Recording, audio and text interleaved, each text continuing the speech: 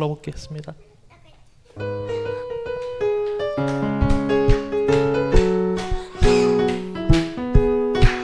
예수님은 나의 왕, 예수님은 나의 왕, 살아계신 하나님 아들 내 마음에 모셔요.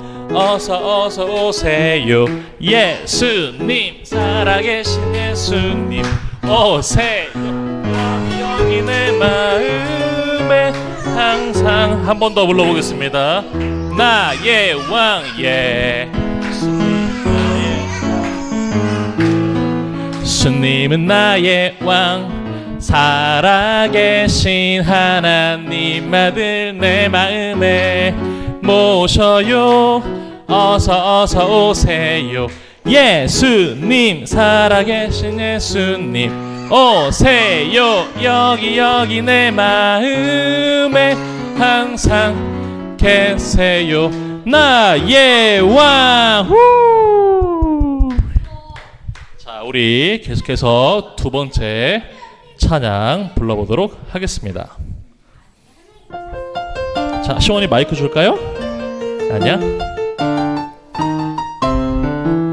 굿뉴스 예예, 굿뉴스 예예, 우리 구세 주가 나셨다.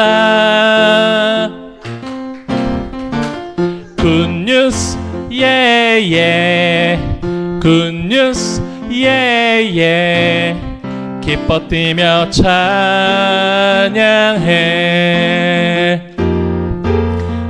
기쁨의 좋은 소식을 전하노라.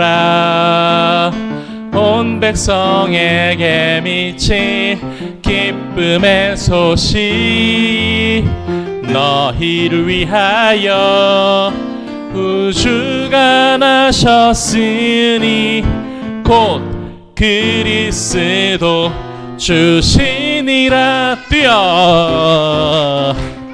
굿뉴스 예예, 굿뉴스 예예, 우리 구세 주가 나셨다.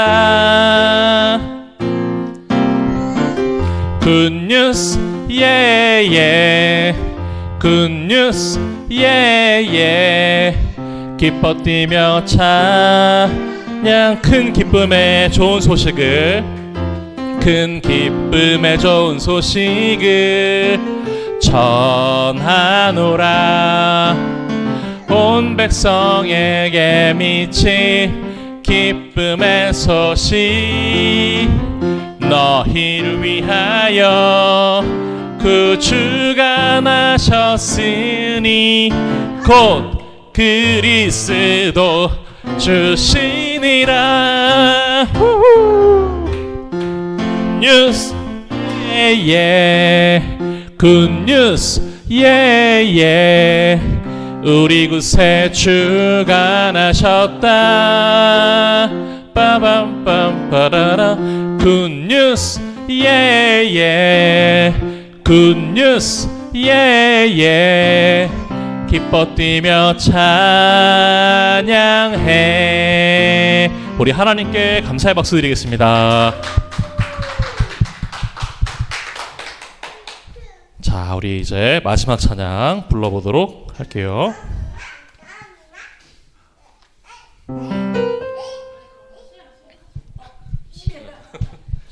사실 여기 서 있으세요.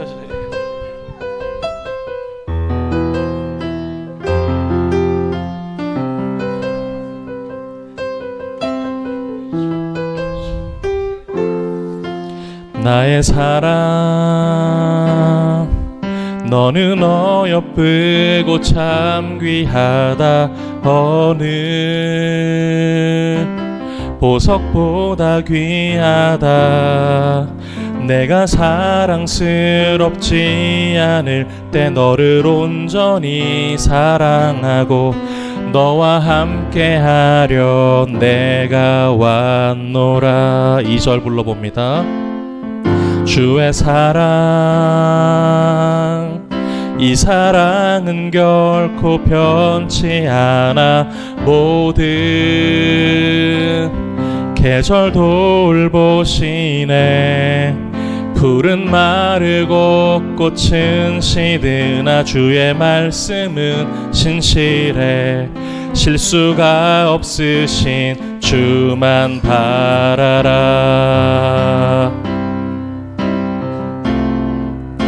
주님의 나라와 뜻이 나의 삶 속에 임하시며 주님 알기를 주만 보기를 소망해.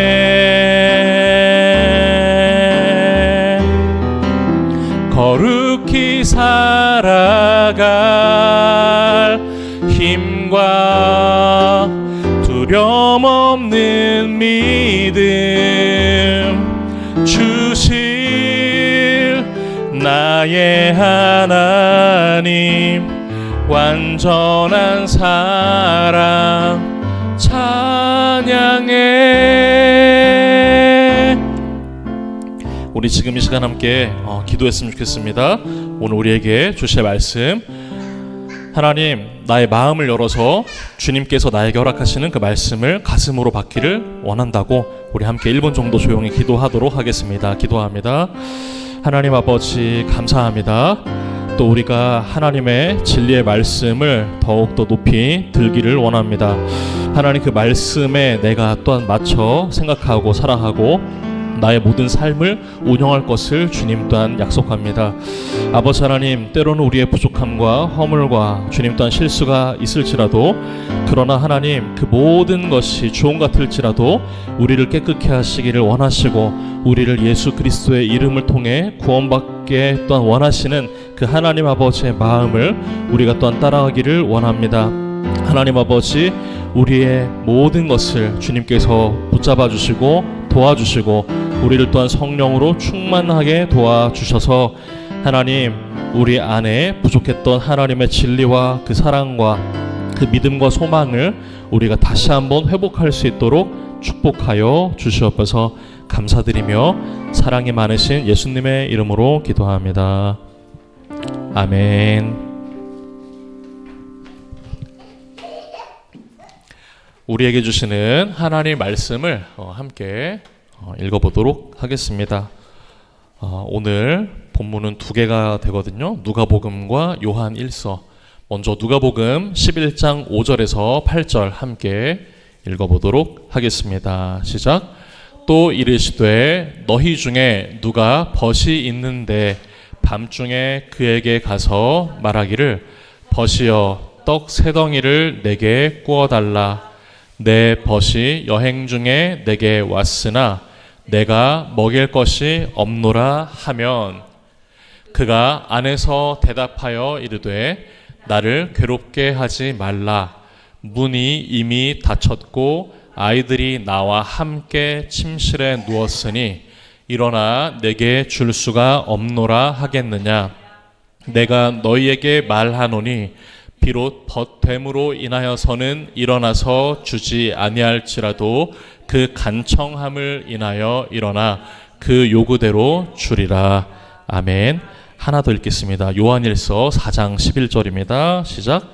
사랑하는 자들아, 하나님이 이같이 우리를 사랑하셨은즉 우리도 서로 사랑하는 것이 마땅하도다. 아멘. 카메라 앵글 좀 부탁드리겠습니다. 오늘 우리에게 주시는 하나님 말씀의 제목은요, 밤중에 문을 두드리는 사랑입니다. 밤중에 문을 두드리는 사랑.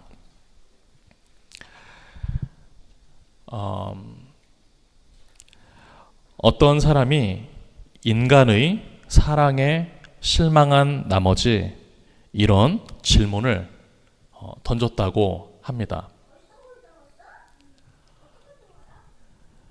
저는 인간의 사랑에 수없이 실망했습니다. 이게 마우스 커서가 안 되네요. 저는 인간의 사랑에 수없이 실망했습니다. 그래서 하나님의 사랑도 삐뚤음하게 보게 된 것 같습니다.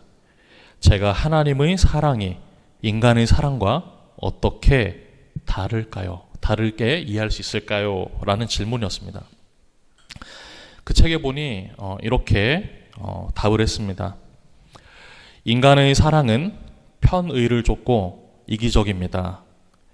인간의 사랑은 우리의 순간적 필요를 채우며 우리의 스케줄에 따릅니다. 인간의 사랑은 우리의 필요를 채워야 하고 우리를 위해 존재해야 합니다. 우리는 사랑하려면 반드시 사랑받아야 합니다. 반면 하나님의 사랑은 영원하고 이타적입니다. 우리는 늘 하나님의 일정표에 들어 있습니다. 우리가 어딜 가든지 하나님은 늘 그곳에 계십니다.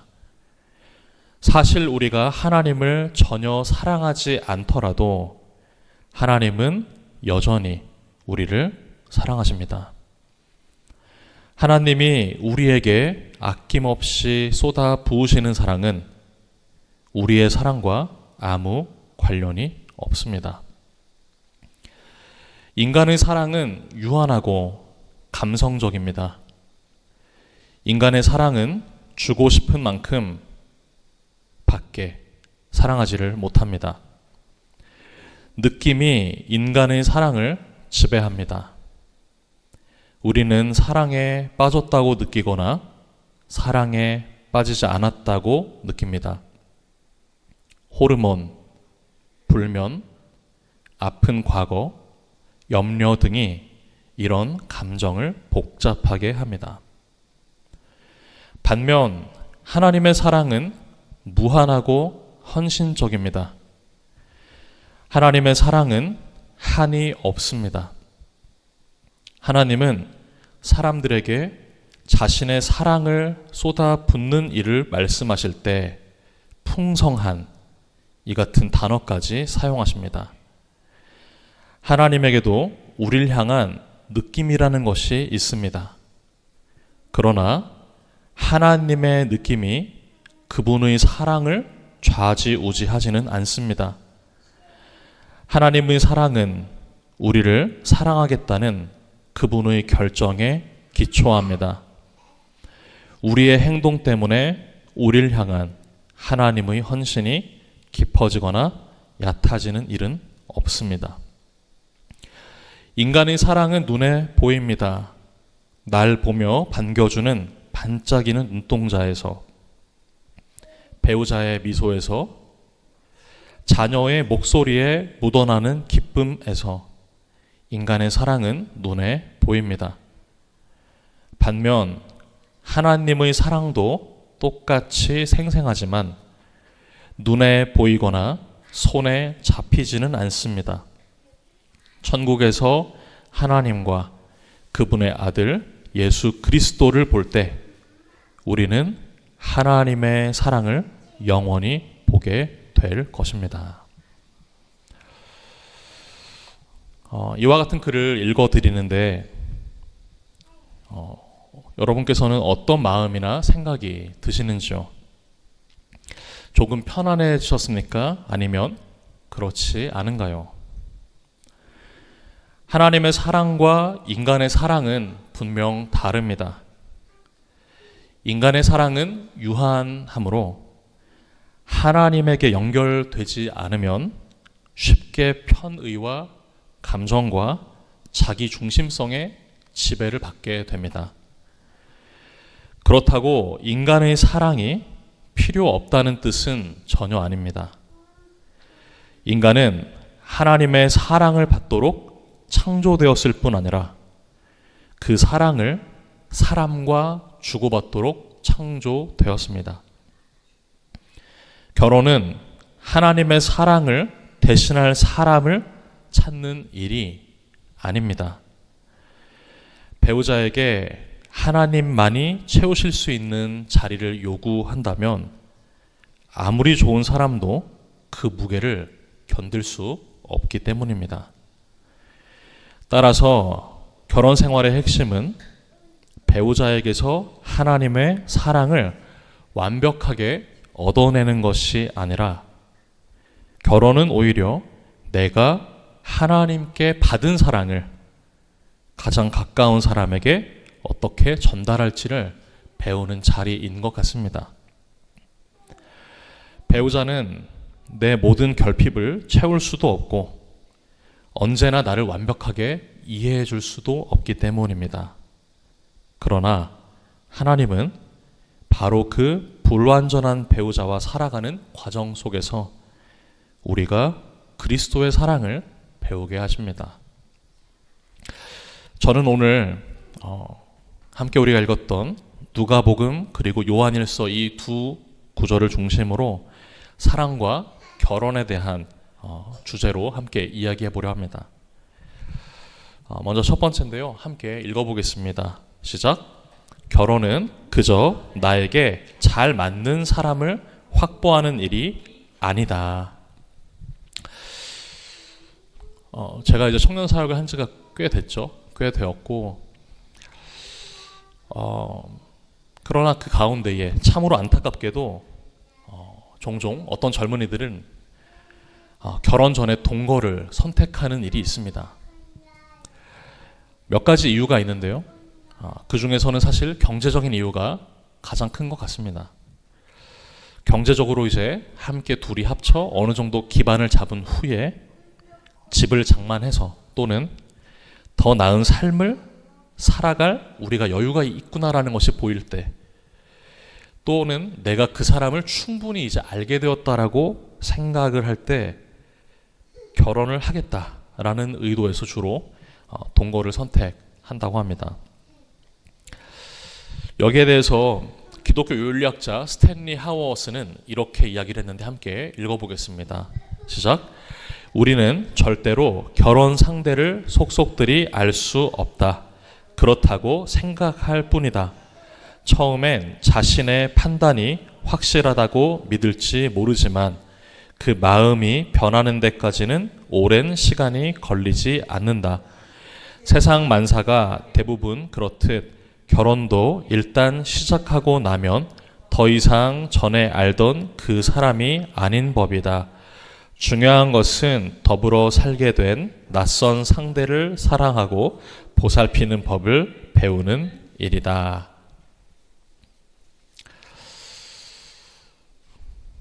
이게 무슨 말일까요?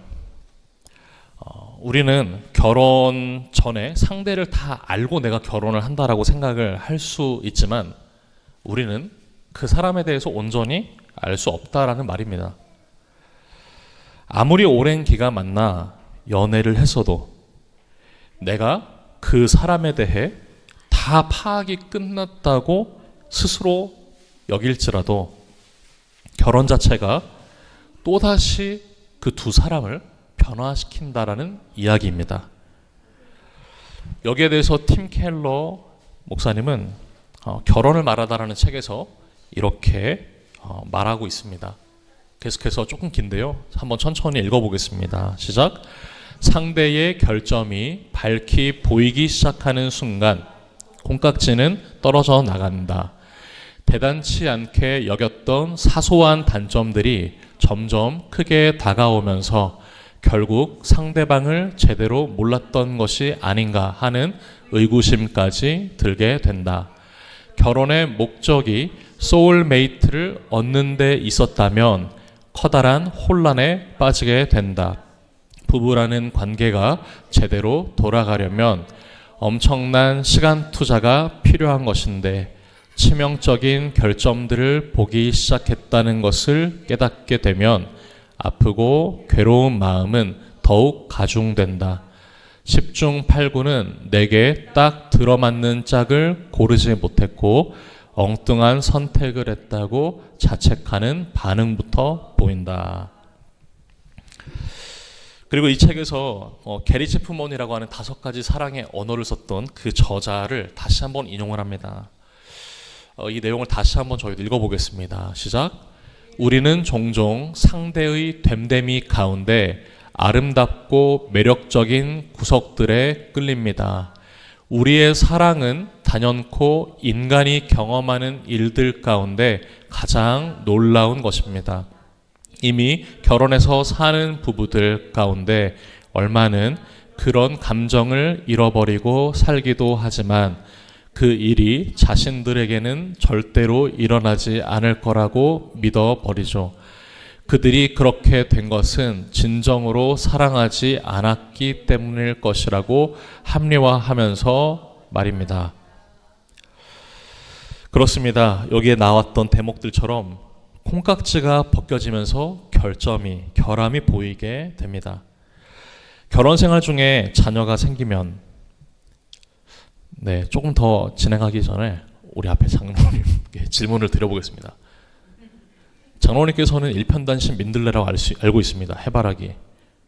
결혼하시면서 결점과 결함이 보이시던가요? 먼저 옆에를 쳐다보시고 대답을 해주시면 되겠습니다.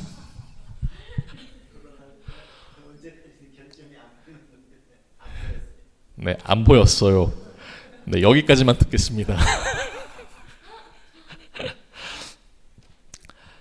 네, 결혼 생활을 하다 보니까 아무리 오래 교제를 해도 결혼이라는 제도권 안으로 이제 들어가는 순간 그 결혼이라는 이 제도 자체가 두 사람에게서 또 다른 변화를 만들어낸다고 앞서서 이야기했잖아요. 결혼 생활 중에 그런데 자녀가 또 태어나면 그러면 두 사람에게 있어서 또 다른 격변기가 찾아오게 된다라는 이야기 같습니다. 그런데 그 상황 속에서 우리가 요새 또 평생 직장이라는 게 잘 없잖아요. 어르신들은 조금 다르지만 요새 젊은 사람들은 자신의 몸값을 높이기 위해서라도 특히 IT 업계에 있는 친구들은 1년마다 2년마다 계속해서 일부러 이직을 한다고 합니다. 직업이나 직장을 두 사람 사이에 아이를 키우는데 직장을 바꾼다, 직업을 바꾼다. 그러면 또 다른 한 번의 변화가 오게 될 겁니다. 이러한 변화는 배우자가 결함을 만드는 것이 아니라 결혼 자체가 결함을 드러내 보이는 역할을 한다라는 것입니다. 결혼을 하게 되면서 함께 살아가게 되면서 자녀를 키우게 되면서 제도권 안에 들어가 서로를 때로는 구속적인 사랑을 하고 그렇게 또 생활하고 직장을 이직하면서 여러 가지 변화들을 경험하게 된다는 것. 가령 이것을 어떻게 표현해 볼 수 있냐면 결혼이라는 것을 낡은 두 개의 다리로 비유해 볼 수 있다라는 겁니다. 이 다리라는 것이요, 우리가 이제 차를 타고 어떤 이제 다리를 건너야 되는데 그 다리에 있는 그 다리를 떠받치는 기둥이라고 할게요. 기둥. 이 다리를 떠받치는 이 기둥을 우리는 평상시에 자세히 가서 이것에 금이 가 있나 없나 우리는 보지 못합니다. 언뜻 봐서는 무엇이 문제인지조차도 알 수 없는 아주 가볍게 보이는 그 균열이 우리는 평상시 생활할 때 보지 못합니다. 그러나 그 위로 10톤 트럭이 한 대, 두 대, 10대, 100대가 지나가게 되면서 매일매일 그 트럭들이 왔다 갔다 여러 번 하다 보면 이것이 어떻게 될까요? 그 묵직한 트럭이 주는 그 하중 때문에 그와 같은 작은 균열일지라도 그 균열은 점점 커지게 될 것입니다. 결혼을 하고 나면 남편과 아내는 커다란 트럭을 몰고 서로의 마음을 이처럼 오고 간다라는 겁니다. 이때에 배우자가 결함을 만들어내는 것이 아니라는 것이 핵심인데요. 그동안 우리의 내면 안에 깔려있던 그 문제가 결혼을 하고 서로가 서로와 마음을 주고받고 트럭이 서로 주고받고 왔다 갔다 되는 그 사이에 균열은 점점 더 커지게 되고 그와 같은 부분이 문제로 드러나게 되는 것. 그런데 사실은 이 문제라는 것도 자신의 모습을 또 서로가 자신의 모습을 보고 알게 되는 것이 바로 결혼이라는 것입니다. 이처럼 결혼은 본질적으로 결혼 관계에 있는 두 사람의 실체 그대로를 드러내는 힘을 이 결혼이라는 제도 자체가 이미 가지고 있고 때로는 자신을 똑바로 보지 않고는 견딜 수 없는 것이 결혼이라는 말이 있을 정도다라는 겁니다. 그래서 이 팀 켈러 목사님은요, 하나님께서 주신 결혼은 분명 귀중한 선물이지만 인간이 받기에 쉽지 않은 선물이다라고 그는 표현을 했습니다. 오히려 결혼이 가진 이러한 힘에 대해서 저항하지 말라. 결혼을 하게 됨으로 인해서 당신이 이런 사람이었고 내가 이런 사람이었구나라는 것을 발견하게 되는 것에 대해서 그것을 너무 저항하지 말라라고 그는 조언합니다. 배우자에게 자신의 잘못된 구석을 짚어낼 수 있는 권리도 마땅히 주라고 이야기를 합니다. 이걸 통해 변화를 하나님께서 이끌어내시는 더 좋은 변화로 나아갈 수 있기 때문이라는 것이에요. 그런가 하면 두 번째로 함께 읽어보겠습니다. 시작.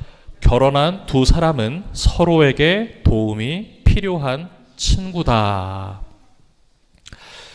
성경을 보다가 저의 마음에 훅 하고 들어온 구절이 있었습니다. 바로 오늘 함께 읽었던 누가복음 11장의 비유였습니다.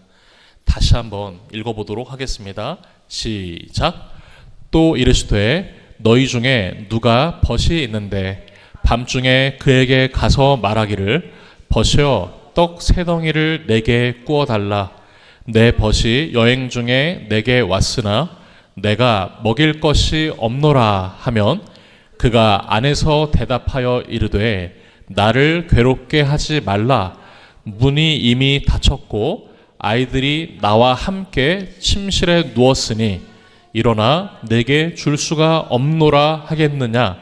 내가 너희에게 말하노니 비록 벗됨으로 인하여서는 일어나서 주지 아니할지라도 그 간청함을 인하여 일어나 그 요구대로 주리라. 아멘. 이 성경의 내용 다들 잘 아실 겁니다. 두 친구 간의 대화를 나누는 장면인데요. 그 둘 사이에 두꺼운 문이 있다라고 한번 생각을 해보시면 좋겠습니다. 결혼한 사람은 서로가 서로에게 가장 가까운 친구가 되어갑니다. 누가복음 11장에서의 이 나타나고 있는 두 친구의 모습. 그런데 이 사건이 일어나고 있는 배경은요, 바로 어두울 때입니다.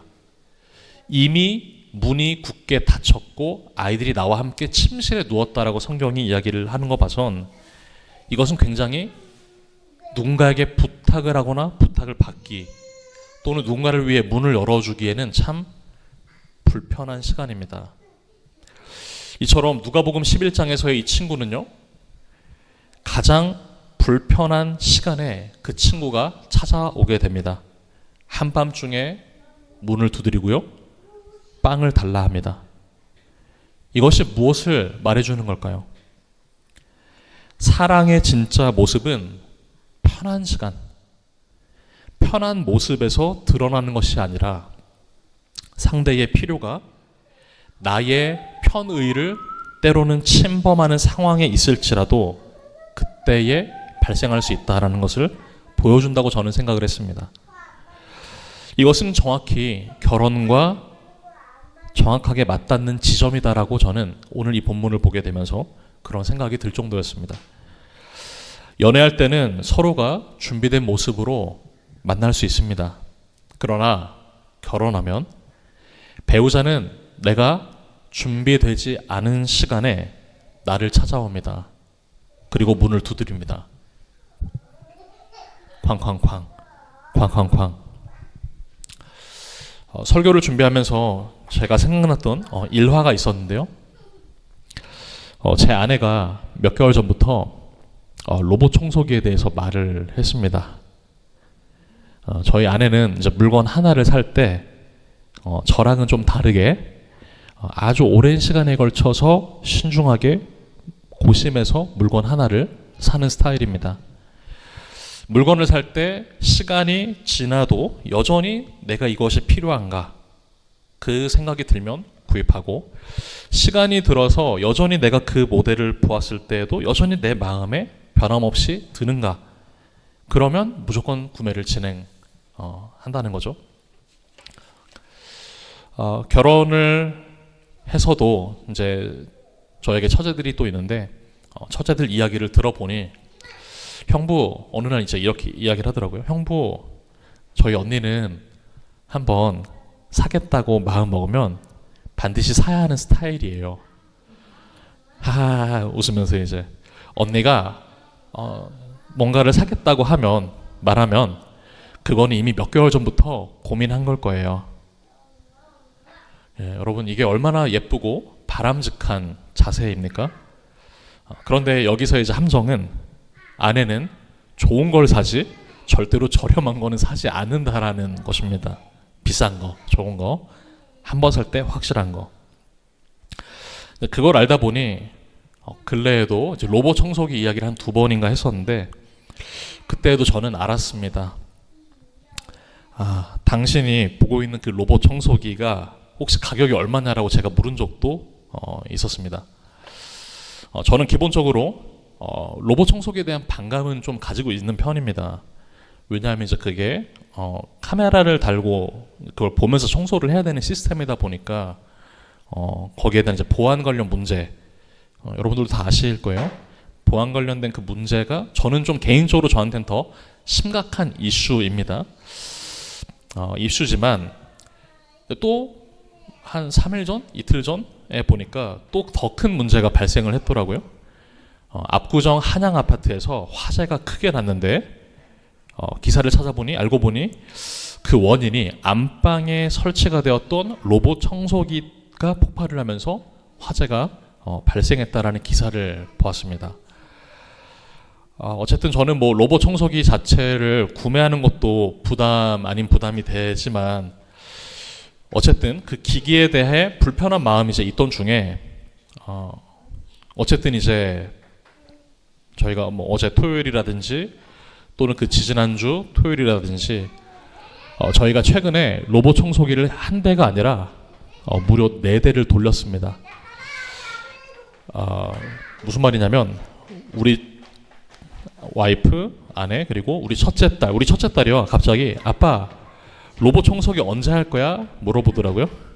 그래서 이제 해야지. 그래서 아내가 열심히 빨아준 그 걸레를 가지고 아내와 첫째, 둘째 그리고 저까지 4개의 로봇 청소기가 열심히 이제 돌아다니면서 그 바닥을 닦았습니다. 그러면서 속으로의 생각은 여름에 이렇게까지 해야 될까? 그 말이 딱 맞는 것 같습니다. 뭐냐면 연애할 땐 서로가 준비된 모습 속에 만나게 됩니다. 그러나 결혼을 하면 배우자는 내가 준비되지 않은 시간에 나를 찾아옵니다. 살다 보면 이런 것들이 한두 개가 아닐 수 있습니다. 그러니까 청년 여러분들 결혼에 대해서 아직 결혼하지 않으신 분들이라면 다시 한번 생각을 장난입니다. 말은 이렇게 하지만 결혼을 하면 참으로 행복하고 좋은 일들이 많습니다. 다시 돌아와서 결혼하면 준비되지 않은 시간에 나를 찾아온다는 것은 무엇을 의미할까? 내가 지쳤을 때 대화를 원할 때가 있고 내가 쉬고 싶을 때 도움을 요청받을 수도 있습니다. 내가 인정받고 싶다고 말하려 할 때 반대로 자신의 상처를 말하며 우리가 들어줘야 될 때도 있고 내가 옳다고 확신할 때 다른 관점을 제시하여 내가 들어야 할 때도 있습니다. 내가 사랑받고 싶을 때 오히려 먼저 사랑을 해달라고 요구를 해올 수도 있습니다. 반대가 될 수도 있고요. 그게 서로 간에 왔다 갔다 합니다. 그러므로 결혼이란 말 그대로 밤중에 문을 두드리는 나를 만나러 온 그 친구를 매일마다 만나며 그와 함께 사는 삶인 것 같습니다. 여기서의 중요한 사실은 결혼한 두 사람은 서로에게 도움이 필요한 친구인 동시에 그러나 그렇다고 서로는 둘이 하나가 됐지만 결혼제도 안에 하나가 됐지만 여전히 각자의 고유한 마음의 집이 존재하는 독립된 그 인격이라는 사실 그래서 오늘 본문이 말했던 원래 이 누가복음의 그 본문은요, 그 정도로 간청함을 인하여 내가 너의 그 부탁에 응할 것이다 라고 되어 있잖아요. 오늘 본문이 말하는 그러므로 그 끈기는 상대방의 그 문을 억지로 부수려고 하는 그러한 집요함이라기보다 이것은 관계를 포기하지 않는 신실함도 우리에게 동시에 필요하겠구나라는 생각을 해보게 되었습니다. 상대가 문을 두드릴 때 나는 인간적인 반응으로 귀찮거나 또는 답답하다고 느낄 수 있고, 때로는 분노를 쏟아내거나 때로는 외면해버리고 싶은 마음이 들 때도 있겠지만, 하나님의 말씀이 그리고 예수님께서 주신 이 비유를 통해 비유 속에서 우리가 발견할 수 있는 건, 언제든지 나의 친구는 밤늦게라도 나를 찾아와 도움을 요청할 수 있다. 그게 내가 될 수도 있고 나의 배우자가 될 수도 있다. 그러나 그럴 때 그 상대방도 상대의 문을 부수지 않고 조심스럽지만 계속 두드리는 것도 필요하겠구나. 그래서 우리가 결국 하려는 결혼은, 또 결혼을 한 두 사람은 서로에게 도움이 필요한 친구인 것이고, 그러한 사람을 만나는 것이 또한 결혼이라는 사실을 우리 모두가 함께 기억하면 좋겠습니다. 그런가 하면 세 번째로 함께 읽어보겠습니다. 시작. 어떻게 기도하고 어떻게 하나님과 함께 나아갈까? 저는 크게 세 가지로 함께 여러분들과 나누고 설교를 마무리하려 합니다. 어떻게 그럼 우리가 기도하고 어떻게 하나님 앞에 나아갈 수 있을까? 첫째입니다. 함께 읽어봅니다. 시작. 하나님께 기도할 때 배우자뿐 아니라 자신이 고쳐야 하는 것도 깨닫게 해달라 기도하자. 보통 배우자가 나와 같기를 바라는 마음, 또 내가 사랑하는 사람이 나와 같은 생각, 같은 마음 품기를 인간이라면 누구나가 가질 수밖에 없게 되거든요. 그걸 바랄 텐데 우리는 종종 그럴 때마다 이런 기도만 하고 있었던 것이 아닐까. 자신은 쏙 빼놓고 남편이 달라지게 해주세요. 아내가 나를 이해할 수 있게 해주세요. 상대방이 자신의 잘못을 깨달을 수 있게 도와주세요. 그렇게만 할 것이 아니라 바로 우리 자신에게도 고쳐야 할 점이 있다라는 것을 알 수 있도록, 깨달을 수 있도록 도와달라고 기도하자라는 겁니다. 하나님, 제가 아둔해서 몰랐던 걸 알고 깨달아 변화될 수 있게 도와주세요. 그런가 하면 두 번째로 함께 읽어보겠습니다. 시작. 하나님께서 그 사람을 사랑하시는 방식에 내가 참여하도록 바꿔가자. 이것이 무슨 말이냐면 사람들은 저마다 자신에게 그 익숙한 방식의 그 언어가 있다라는 이야기입니다. 나에게 익숙한 방식으로 배우자를 사랑하려고 하는 그 태도는 충분하지 않을 수 있다라는 것, 아니요, 충분하지 않다라는 것. 만일 여러분이 누군가에게 10만 원을 주고 싶다면, 또는 그와 해당하는 그 가치의 것을 주고 싶다면 그것을 전달하는 방법은 무수히 많을 겁니다. 현금을 주거나 상품권을 주거나 아니면 거기에 상응하는 가치의 선물을 주거나, 선물도 여러 가지겠죠. 액세서리를 주거나 먹을 것을 사주거나 입을 것을 사줄 수도 있습니다. 이때에 어떠한 방식으로 상대방이 받고 싶은지를 그 상대방에게 물어보는 것. 결혼을 한 남편과 아내의 삶에 하나님께서 주시는 다시 서로 간에 또는 마음속에 때로는 미움과 작은 어려움이 있었다 하더라도 그걸 다시 한번 재생해서 아팠던 상처를 다시 한번 회복할 수 있도록 재생하게 하는 것. 하나님께서 치유하게 하시는 이와 같은 그 사랑이 흘러갈 수 있는 통로는 우리가 다 아는 것이지만 내가 바라는 방식으로 표현하는 것이 아니라 바로 오로지 한 길, 그 상대방이 원하는 방식에 내가 참여해 갈 수 있도록 수많은 대화와 노력을 해가자라는 겁니다. 그런가 하면 마지막 세 번째로 함께 읽어보겠습니다. 시작. 배우자의 불순물이 최종 정체성이 아님을 선포하자. 내가 상대방을 보면서 때로는 투덜거리고 때로는 밉게 보이는 그런 모습들이 있을지라도 이것이 진짜도 그리고 영원한 것도 아니라고 우리가 기억하고 선포할 수 있으면 좋겠습니다.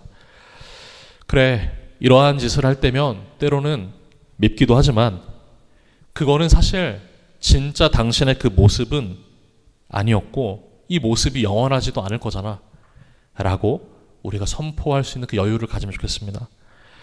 경우에 따라서는 배우자들의 그 단점이 드러나자마자 결혼 생활을 그만두는 사람들도 있긴 할 겁니다. 또 누군가는 행복해지고자 하는 자신의 그 마음의 기대를 내가 스스로 줄인다거나 상황에 맞게 적응하기를 배우려는 사람들도 존재할 겁니다. 그냥 내가 이 상황에 적응해버리지 뭐. 또 누군가는 오랜 세월의 불행의 그 원인을 제공했던 배우자를 탓하면서 시간을 허비하는 부분도 적지 않을 수 있습니다. 이때 우리에게 필요한 질문은 단점에 집착하지 말고 그 또는 그녀의 내면에 감추어진 아름다운 요소를 다시 한번 우리가 느껴보고 그것이 점점 더 우리의 마음을 가득 채워갈 수 있도록 해보자. 말씀을 맺겠습니다. 요한일서 4장 10절에서 11절 말씀 새번역 버전으로 함께 읽어보겠습니다. 사랑은 이 사실에 있으니 곧 우리가 하나님을 사랑한 것이 아니라 하나님이 우리를 사랑하셔서 자기 아들을 보내어 우리의 죄를 위하여 화목 제물이 되게 하신 것입니다.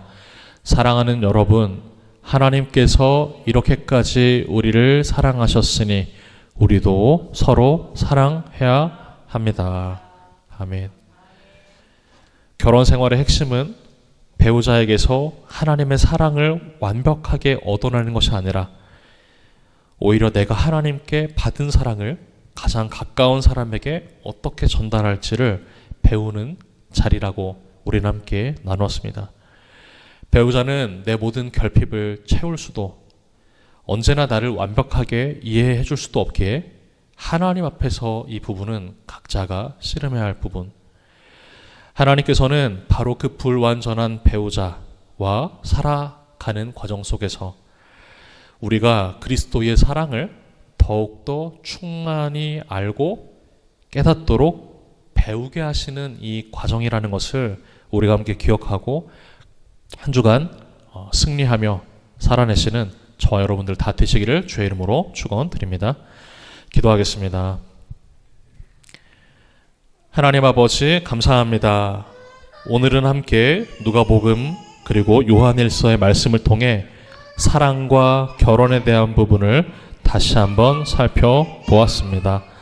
하나님, 오늘 이 말씀을 들은 기혼자 크리스찬일지라도 하나님, 또 비록 아직은 결혼하지 않은 또 우리 청년, 미혼의 청년들일지라도 하나님 말씀을 다시 한번 가슴에 새겨 정말 주님께서 원하시는 그 아름다운 생활들을 우리가 영위해 나갈 수 있도록 축복해 주십시오. 감사드리며 사랑이 많으신 예수님의 이름으로 기도합니다. 아멘. 우리 함께 마지막 불렀던 찬양으로 함께 부르고 마치도록 하겠습니다.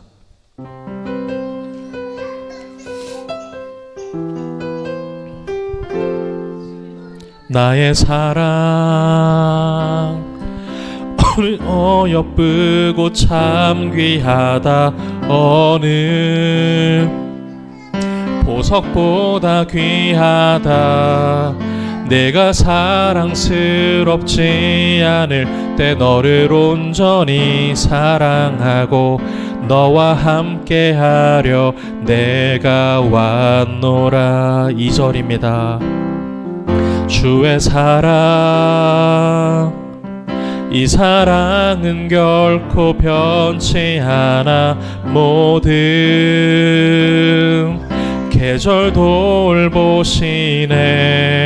푸른 마르고 꽃은 시드나 주의 말씀은 신실해. 실수가 없으신 주만 바라라. 주님의 나라와 뜻이 나의 삶 속에 임하시며 주님 알기를 주만 보기를 소망해.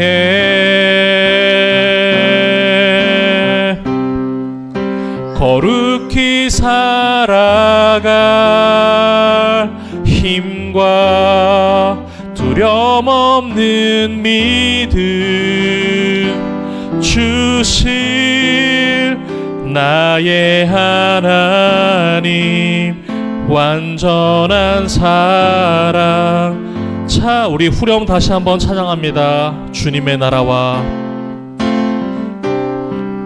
주님의 나라와 뜻이 나의 삶 속에 임하시며 주님 알기를 주만 보기를 소망해.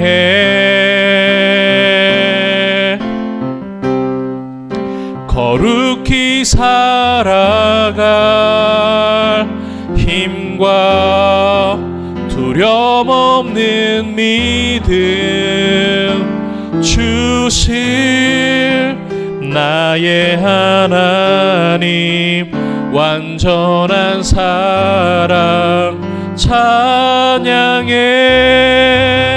우리 지금 이 시간 함께 기도했으면 좋겠습니다. 오늘 우리는 함께 누가복음 그리고 요한일서 본문을 통해 밤중에 문을 두드리는 이와 같은 친구의 관계 속에 우리는 사랑을 함께 발견하게 됩니다. 우리는 오늘 이 복음을 다시 한번 이 결혼이라는 틀 안에서 함께 해석을 해보았는데요. 결혼은 완전한 사람을 만나 사랑받는 일이 아니라 하나님의 사랑을 먼저 받은 두 사람이 서로를 도움이 필요한 친구로 여기며 서로를 대하며 하나님과 함께 사랑을 배워가는 그 언약의 여정임을 함께 우리가 기억할 수 있도록 우리가 함께 기도하며, 아직 짝을 만나지 못한 우리 또한 청년들 친구들이 있다면 하나님, 내가 이와 같은 것이 결혼인 줄 알고 하나님 세상에 있는 흐름과 동일하게 젖어서 내가 또 결혼이 아닌 다른 형태로 사람들과 함께 지내는 것이 아니라 결혼이라는 하나님 만드신 거룩한 질서 제도 속에서 하나님을 더욱더 알아가고 함께 끝까지 서로를 함께 응원하며 사랑할 수 있는 좋은 배필을 만날 수 있도록 도와달라고 함께 그 은혜를 구하며 나아가도록 하겠습니다. 기도합니다. 하나님 아버지, 감사합니다. 아버지, 하나님의 은혜가 우리의 삶들을 견인해 갑니다. 아버지, 우리가 하나님께서 지으신 거룩한 한 사람으로서 살아갈 수 있도록 주여 도와주시고, 아버지 하나님, 우리가 다시 한번 이와 같은 모든 여정과 이와 같은 길 속에, 여정 속에, 여행 속에 하나님을 잊지 않았는지 다시 한번 우리가 하나님을 깊이 생각하고 묵상하여, 또한 하나님께서 나를 위해 아낌없이 독생자 예수 그리스도를 보내셨음을 기억하고, 하나님 그와 같이 또한 우리를 많이 사랑하셨구나, 그 독생자들을 아낌없이 내어주실 만큼 나를 사랑하셨구나. 하나님, 그리하여 우리 자신을 바라볼 때에도 우리가 하나님 안에서 하나님 또 우리의 잃어버렸던 자존감이 있다면 다시 한번 회복될 수 있도록 축복하시고, 아버지 하나님, 우리가 귀한 이 결혼의 관계를 통하여서 하나님 함께 또한 주님을 닮아갈 수 있도록, 아버지 하나님, 아직 또한 짝을 찾지 못한 우리의 간절한 심령 위에 하나님께서 우리의 사랑하는 청년들의 이 기도 속에 하나님, 우리의 간절한 심령이 더욱더 하나님을 사모하고 그 사모함이 나의 삶을 이끌어가며 견인해 갈 수 있도록 축복하여 주시옵소서. 감사를 드리며 사랑이 많으신 예수님의 이름으로 기도합니다. 아멘. 이제는 우리 구주 예수 그리스도의 은혜와 하나님 아버지의 사랑하심과 성령님의 교통, 인도, 위로, 충만하게 하심의 그 역사가 오늘 이 자리에 모여서 하나님을 경배하고 하나님을 찬양하고 주 앞에 말씀 듣고 기도하였던 사랑하는 모든 형제 자매들, 또 사랑하는 인투교회, 또 조국교회 위에 이제로부터 영원토록 함께 계실지어다. 아멘.